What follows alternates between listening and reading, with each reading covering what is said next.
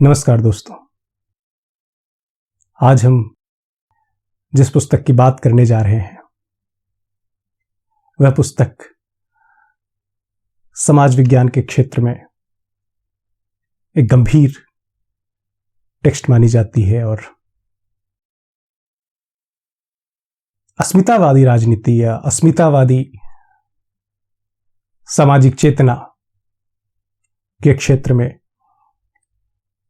इसे एक अभिनव टेक्स्ट माना जाता है। यह पुस्तक है प्रसिद्ध चिंतक और सामाजिक दार्शनिक डॉक्टर भीमराव अंबेडकर की पुस्तक हु वर द शूद्राज। और आज हम इसके हिंदी अनुवाद शूद्रों की खोज, जिसे सम्यक प्रकाशन ने अनुदित किया है, और इसके अलावा भारत सरकार ने भी इसका अनुवाद कराया है, जो कि भारत सरकार की एक्सटर्नल मिनिस्ट्रीज की वेबसाइट पर उपलब्ध भी है। यह पुस्तक है शूद्रों की खोज। यह पुस्तक जितनी ज्यादा विवादित रही है उतनी ही कम समझी भी गई है और उतनी ही अधिक समझी जाने योग्य है, क्योंकि यह किताब दरअसल भारतीय समाज की जो एक महत्वपूर्ण समस्या, जिसे जाति व्यवस्था कहते हैं, जिसे एक सामान्य प्रगतिशील व्यक्ति समस्या ही कहेगा, और उस समस्या की जड़ों की पड़ताल करती है यह किताब। यह किताब दरअसल इस बारे में बात करती है कि जाति व्यवस्था का सबसे निचला पायदान, जिसे हम शूद्र कहते हैं, और उस शूद्र के साथ जो इतिहास में आज तक जिसके साथ नाइंसाफियां होती आई हैं, जिसे इंसान नहीं समझा गया, जिसे जानवरों से बदतर जिसके साथ सुलूक किया गया या किया जा रहा है, आखिर उसके पीछे वे कौन से कारण हैं, और आखिर वह सभ्यता का कौन सा बिंदु था जब कोई समाज या कोई कौम निम्न कहलाने के लिए राजी हो गई, या फिर अन्य वर्गों ने या अन्य कौमों ने, अन्य समुदायों ने उस समाज को निम्न कहना शुरू कर दिया, या उसके साथ निम्न व्यवहार करना, गलत व्यवहार करना शुरू कर दिया। उन्हीं कारणों की पड़ताल करती है पुस्तक। और सच्चाई तो यही है कि जब तक आपको इस बात का अंदाजा नहीं है, इस बात की खबर नहीं है कि आखिर मूल समस्या की जड़ क्या है, वह कौन सा बिंदु है जिसने किसी व्यक्ति को शूद्र होने के लिए विवश कर दिया, शूद्र कहलाने के लिए मजबूर कर दिया, क्या वह खुद को शूद्र समझने लगा और वह खुद को अछूत समझने लगा। जब तक समस्या के उस कारण की पड़ताल ना करें तो आप उसके उपायों के बारे में बात नहीं कर सकते हैं। अगर आप उन उपायों पर बात भी करते हैं तो वो बेहद सतही और उथली होगी। तो इतने लंबे चौड़े इंट्रोडक्शन के बाद हम मूल किताब पर आते हैं। यह किताब दरअसल उन्हीं बिंदुओं की खोज करती है। इस किताब को डॉक्टर अंबेडकर ने 12 अध्यायों में बांटा है, और ये 12 अध्याय हैं शूद्र संबंधी जटिल प्रश्न, शूद्रों की उत्पत्ति का ब्राह्मणी सिद्धांत, शूद्रों की स्थिति संबंधी ब्राह्मणी सिद्धांत, शूद्र बनाम आर्य, आर्यों के विरुद्ध आर्य, शूद्र और दास। शूद्र कौन थे? वर्ण कितने? 3 या 4। ब्राह्मण बनाम शूद्र। शूद्रों की अवनति, समझौते की कहानी और कसौटी का पर सिद्धांत। दरअसल अंबेडकर इस किताब में अध्यायवार रूप से यह बताने का प्रयास करते हैं कि भारतीय समाज में शूद्रों की स्थिति क्या है और शूद्रों की उस स्थिति के पीछे या उस स्थिति के पीछे कौन कौन से तर्क हैं या उस स्थिति को बनाने के पीछे कौन कौन सी अवधारणाएं हैं और वे अवधारणाएं कैसे सामूहिक अवचेतन में स्थापित हो गई हैं। तो ये शूद्र संबंधी जो प्रश्न हैं उसमें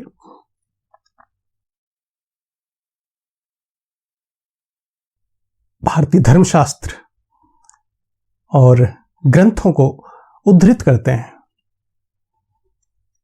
और वे बताते हैं कि किस प्रकार धर्म ग्रंथों में शूद्रों को या चतुर्थ वर्ण को निम्न या पद दलित बना दिया गया और किस प्रकार के उनके बारे में बातें की गई, जिससे कि धीरे धीरे सामूहिक अवचेतन में या व्यक्तिगत रूप से उस समूह के अवचेतन में यह धारणा बैठ गई कि वह अछूत है या वह निम्न है। और वह इस धारणा के पीछे जो ब्राह्मणी सिद्धांत है, इसके बाद वे उसकी बात करते हैं। धर्म ग्रंथों का जो सिद्धांत है, हमारा जो उपनिषदों का सिद्धांत, हमारे जो संहिताओं के सिद्धांत हैं, वे क्या कहते हैं। और इस क्रम में वे तमाम धर्म ग्रंथों, संहिताओं और वेदों आदि को उद्धृत करते हैं और वे बताते हैं कि किस प्रकार उनमें सृष्टि की उत्पत्ति के बारे में बात की गई है और सृष्टि की उत्पत्ति में किस प्रकार मनुष्य की उत्पत्ति की बात करने के क्रम में हम वर्ण की उत्पत्ति की बात करने लग जाते हैं, या फिर धर्म ग्रंथों में वर्ण की उत्पत्ति की पर बात की गई है। वे कृष्ण यजुर्वेद को कोट करते हैं, कृष्ण यजुर्वेद की तैतृ संहिता को उद्धृत करते हैं। तैतृ संहिता को उद्धृत करते हुए वे लिखते हैं कि प्रजापति ने इच्छा की मैं सृजन करूं। उन्होंने त्रिवृत्त को अपने मुख से उत्पन्न किया।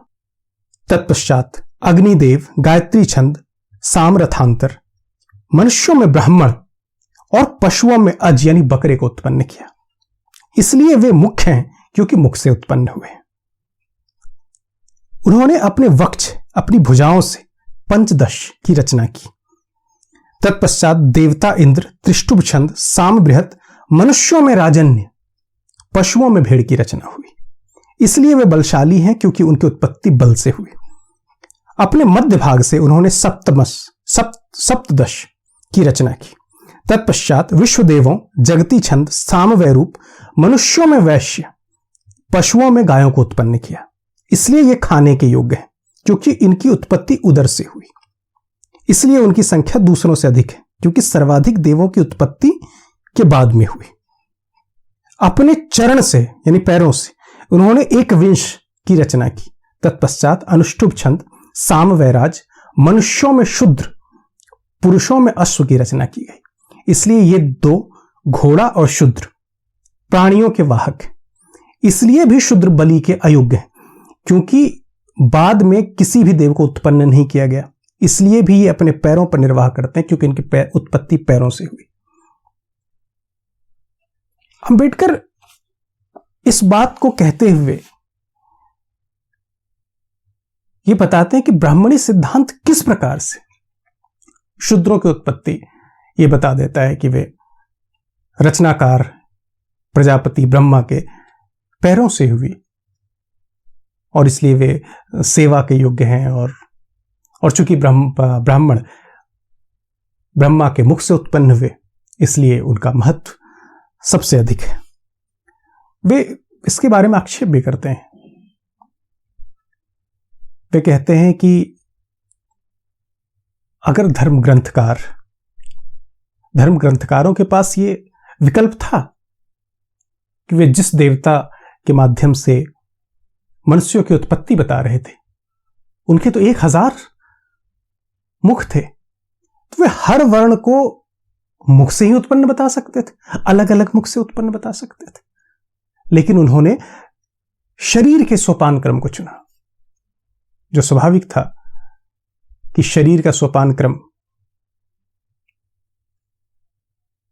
एक के बाद एक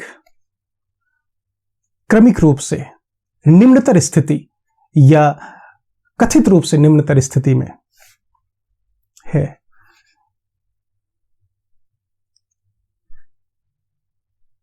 आगे अंबेडकर इसी तरह के कई सारे उद्धरण धर्म ग्रंथों से करते हैं। इसके बाद का जो अध्याय है कि शूद्रों की स्थिति संबंधी ब्राह्मणी सिद्धांत, कि अंबेडकर ने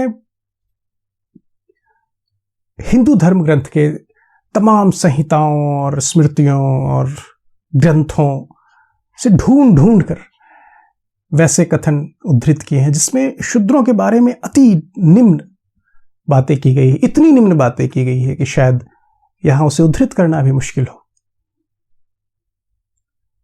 और उन्होंने उसे उद्धृत किया है, उन्होंने लिखा है, आपस्तंभ धर्मसूत्र को कोट करते हुए कहते हैं कि शूद्रों और कुकर्मियों को छोड़ इन सभी यानी ब्राह्मण, क्षत्रिय, वैश्य और शूद्र को पवित्र धागा जनेऊ पहनने की अनुमति है, वेद अध्ययन की अनुमति है, पवित्र अग्नि प्रज्वलित करने यानी यज्ञ करने का अधिकार है।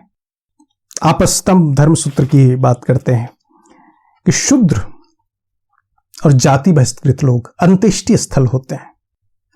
यदि एक विद्यार्थी और एक शूद्र की स्त्री एक दूसरे को केवल देख भी लेते हैं तो वेद पाठ को बीच में रुकवा देना चाहिए। अशुद्ध ब्राह्मण अथवा उच्च जाति के व्यक्ति द्वारा भोजन अशुद्ध तो हो जाता है परंतु खाने के योग्य रहता है, किंतु जिसे एक अशुद्ध शूद्र लाता है वह चाहे छुआ हुआ नहीं भी हो, उसे बिल्कुल नहीं खाना चाहिए।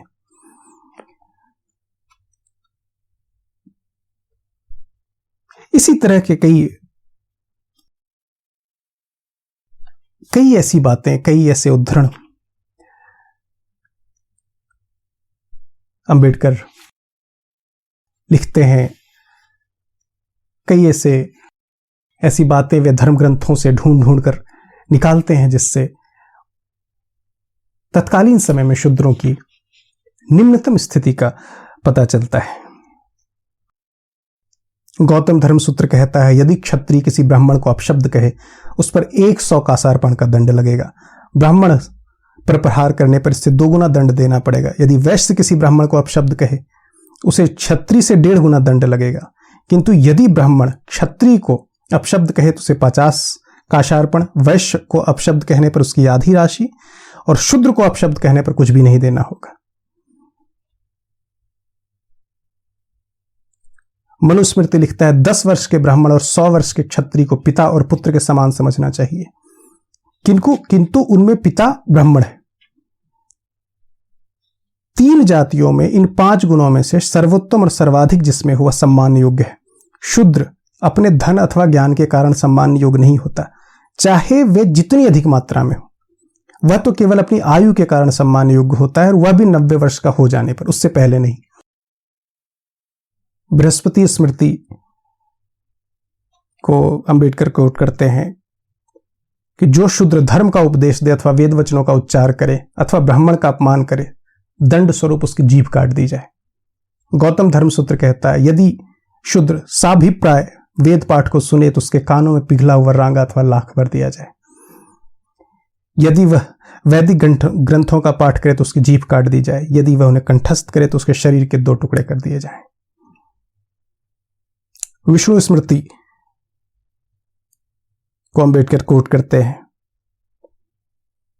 यदि कोई निम्न व्यक्ति जिस भी अंग से अपने से ऊंची जाति के व्यक्ति को अपमानित अथवा आहत करे, उसका वह अंग राजा कटवा दे। इन उद्धरणों की सत्यता क्या है मैं उसके बारे में बता नहीं सकता। यह पुस्तक में उद्धृत है। अंबेडकर ने किताबों को उद्धृत किया है। अंबेडकर ने जिन धर्म ग्रंथों के अनुवादों को उद्धृत किया है, यह आप पर निर्भर करता है कि आप उसे कितना सही समझते हैं, कितना गलत समझते हैं, कितना मिलाते हैं। वो आप किताब पढ़ें और फिर उसका मिलान करें, वह मेरी जिम्मेदारी की बात नहीं। खैर, इसमें ऐसे कई सारे उद्धरण हैं जिसके बारे में बताना संभव भी नहीं है। खैर, इसके आगे अंबेडकर शूद्र बनाम आर्य की बात करते हैं कि जो हमारे यहाँ एक सामान्य धारणा है कि शूद्र भारत के मूल निवासी थे और जो दूसरी जातियां हैं वे मध्य एशियाई देशों से आई थी, जिन्हें हम आर्य कहते हैं, और उन्होंने यहाँ के कबीलों को हराया, और जिनको हराया वे दास या दस्यु कहलाए और विजेता आर्य कहलाए। लेकिन अंबेडकर बिल्कुल इसके खिलाफ तर्क देते हैं। दरअसल इस तर्क के माध्यम से कि वे जो जातियां हैं जो कथित तौर पर सवर्ण या ऊंची जातियां हैं, वे दूसरी प्रजाति के हैं क्योंकि वे दूसरे देशों से आए और उन्होंने धर्म ग्रंथ रचे, और हम फिर मिलान करते हैं जिंदवस्ता और ऋग्वेद, ये वगैरह वगैरह। अंबेडकर सारी बातों के खिलाफ तर्क देते हैं। वे दरअसल ये कहना चाहते हैं कि आर्य और मूल निवासी जैसी कोई बात नहीं थी। दोनों ही प्रजातियां दरअसल एक ही हैं, और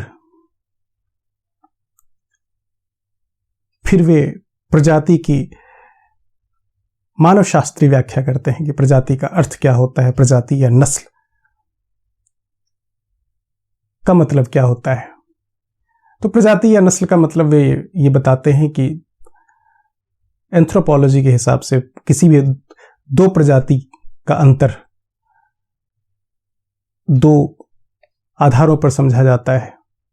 पहला आधार सिर का आकार और दूसरा आधार चेहरे की बनावट। इसके अलावा रंग या फिर लंबाई, इन सब चीज़ों को आधार नहीं बनाया जाता है, क्योंकि ये सारी चीज़ें वो भौगोलिक आधार पर तय होती हैं। तो जो प्रजाति के मानव शास्त्रीय आधार हैं, उन आधारों पर ये दो जातियां, यहाँ के जो हिंदुस्तान के, भारत के जो ये समुदाय हैं, इनमें कोई अंतर सामान्य तौर पर नहीं पाया जाता है। और भी वे कई आधार देते हैं, तो और उन आधारों पर यह वे तय करते हैं कि ये निष्कर्ष देते हैं कि दरअसल शूद्र और बाकी की जातियां वे प्रजातिगत रूप से अलग नहीं हैं, बल्कि वे एक धोखे या वे एक छल ये या किसी युद्ध की वजह से वे विजित और विजेता की स्थिति में है, जिससे कि किन्हीं को अपमान और कोई अकारण सम्मान का पात्र है। इसके बाद वे शूद्र बनाम आर्य के बाद मूल रूप से वे ये बताते हैं कि यह जो युद्ध है, दरअसल यह जो शूद्रों और आर्यों के बीच का युद्ध है, दरअसल यह शूद्रों और आर्यों के बीच का युद्ध ना होकर आर्यों और आर्यों के बीच का युद्ध है। इसके बाद वे इस बात पर आते हैं कि दरअसल शूद्र कौन है।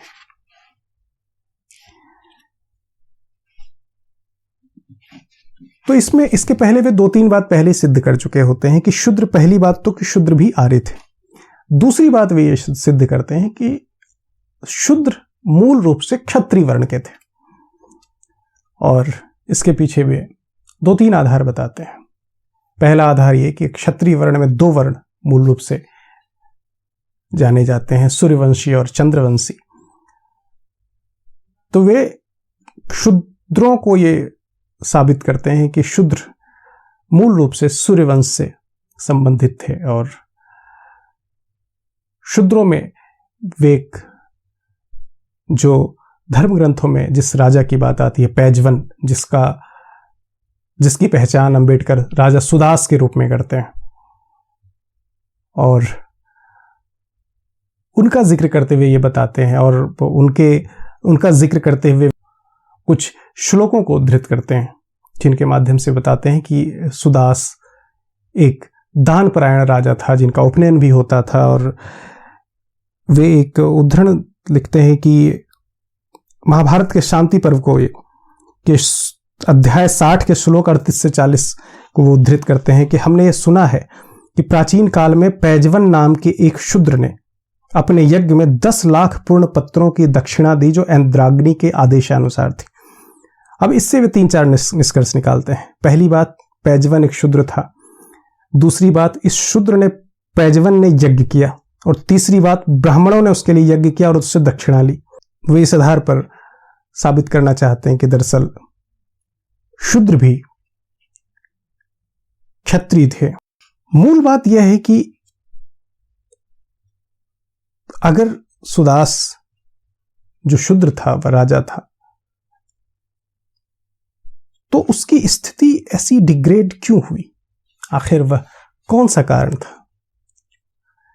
तो अंबेडकर यह बताते हैं कि यह दरअसल शूद्रों और ब्राह्मणों के बीच की लड़ाई या फिर शूद्रों को नीचा दिखाने की लड़ाई थी ही नहीं है। मूल रूप से क्षत्रियों, और सुदास भी क्षत्रिय था उस समय, वे ये बताना चाहते हैं कि दरअसल वर्ण 4 थे ही नहीं।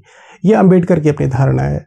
ये बताते हैं कि दरअसल वर्ण 3 थे, और वह जो क्षत्रिय का जो वह सूर्यवंश था, जिसका राजा सुदास था, और उसकी हार के बाद वह शूद्र हो गया और वह अछूत हो गया और वगैरह। वे बताते हैं कि शूद्रों की जो गिरावट वह ब्राह्मणों के साथ हिंसक टकराव के माध्यम से हुई। वह क्यों? उसका मूल कारण यह था कि वशिष्ठ और विश्वामित्र के बीच की लड़ाई। वशिष्ठ और विश्वामित्र 2 पुरोहित थे, और दोनों के बीच वर्चस्व की लड़ाई थी, जिसमें विश्वामित्र क्षत्रिय पुरोहित थे और वशिष्ठ ब्राह्मण पुरोहित थे। और अंबेडकर उन दोनों के बीच की लड़ाई की कई सारी कहानियां उद्धृत करते हैं, जिसमें त्रिशंकु की कहानी, त्रिशंकु वशिष्ठ की गायों को मारकर खा जाता है, और विश्वामित्र सहयोग करते हैं, और ऐसी कुछ कहानियां कि किस प्रकार उनकी वशिष्ठ के प्रति बैर भावना हो जाती है, और विश्वामित्र उनका सहयोग करते हैं।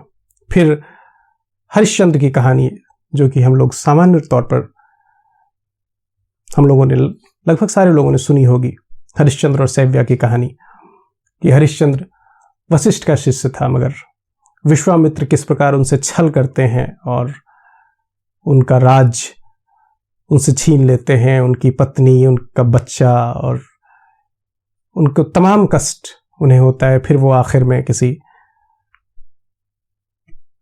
एक मुर्दा जलाने का काम करते हैं, और ये सारी कहानियां जो बाद में फिर वशिष्ठ को पता चलती है। तो उन दोनों के बीच की एक राइवलरी थी, उन दोनों के बीच में एक प्रतिद्वंदिता थी, जिसमें सुदास ने विश्वामित्र का पक्ष लिया, और विश्वामित्र का पक्ष लेने का संभवतः यह भी कारण हो क्योंकि विश्वामित्र भी क्षत्रिय था। तो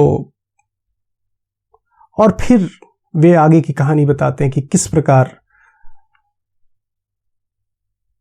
एक समय ऐसा आता है कि वशिष्ठ या ब्राह्मण जो है वो वर्चस्व में ऊपर होता है, और ब्राह्मण वर्चस्व में ऊपर होने के कई कारण वे बताते हैं कि ब्राह्मणों को यज्ञ कराने का अधिकार था, ब्राह्मणों को उपनयन कराने का अधिकार था, ब्राह्मणों को जितने सारे कर्मकांड थे उनमें मूल भूमिका ब्राह्मणों की होती थी। तो उनका फायदा उठाकर ब्राह्मण किस प्रकार ब्राह्मणों ने अपने आप को ऊपर उठाया, और जब उनकी स्थिति ज्यादा बेहतर हुई तो उन्होंने सुदास की स्थिति को या शूद्रों की स्थिति को पूरी तरीके से निम्न कर दिया। फिर अंबेडकर प्रश्न करते हैं कि आखिर वो कैसे उन्होंने निम्न कर दिया और किस प्रकार लोगों ने यह मान लिया कि वे निम्न हो गए।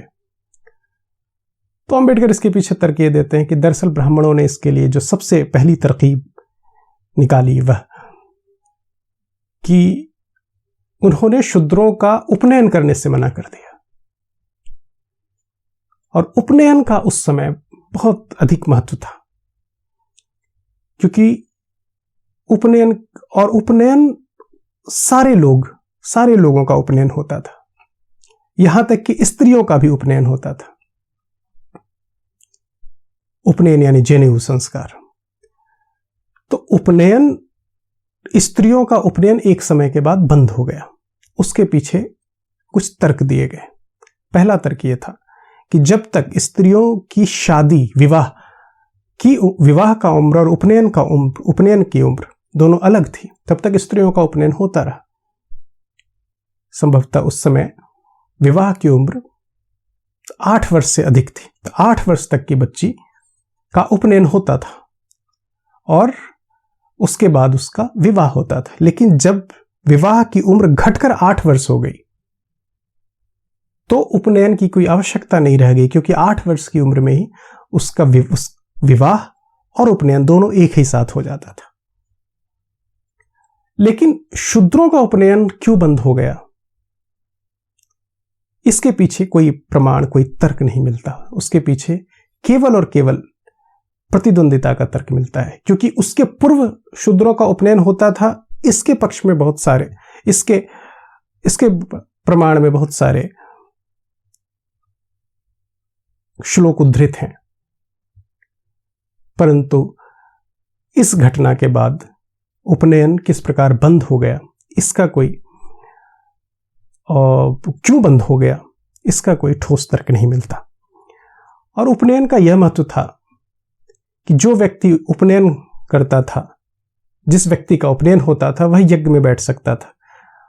और यज्ञ मूल रूप से, जो यज्ञ में बैठ सकता था, जो यज्ञ कर सकता था, उसे ही संपत्ति रखने का अधिकार था, उसे ही वेदाध्ययन का अधिकार था। तो इस प्रकार से चूंकि वह उपनयन नहीं कर सकता था, वह यज्ञ नहीं कर सकता था, इसलिए, और चूंकि वह यज्ञ नहीं कर सकता था, इसलिए उसके पास संपत्ति रखने का अधिकार नहीं हो सकता था। इसी प्रकार उसे अध्ययन का अधिकार नहीं हो सकता था। और इस प्रकार से धीरे धीरे धीरे उसने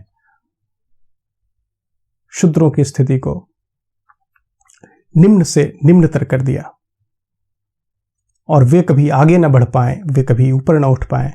इसके लिए उसके अध्ययन से लेकर, यज्ञ से लेकर के हर उन महत्वपूर्ण कार्यों पर रोक लगा दी, जिससे कि उनके आगे बढ़ने की कोई भी संभावना बन सके।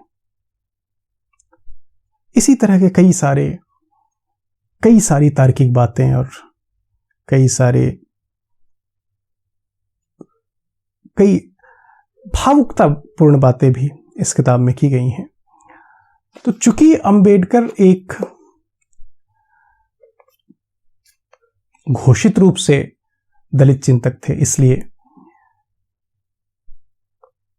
यह कहना कि यह किताब पूरी तरीके से न्यूट्रल होगी और किसी प्रकार का इसमें कोई दृष्टिकोण आक्षेपित नहीं होगा, यह तो गलत होगा। निश्चित तौर पर उनके अपने पूर्वाग्रह इनमें होंगे ही, लेकिन केवल यह कह देना कि यह किताब पूरी तरीके से पूर्वाग्रहों से भरी हुई है, यह भी उनकी मेधा और उनके शोध, उनकी समझ पर प्रश्न करना होगा।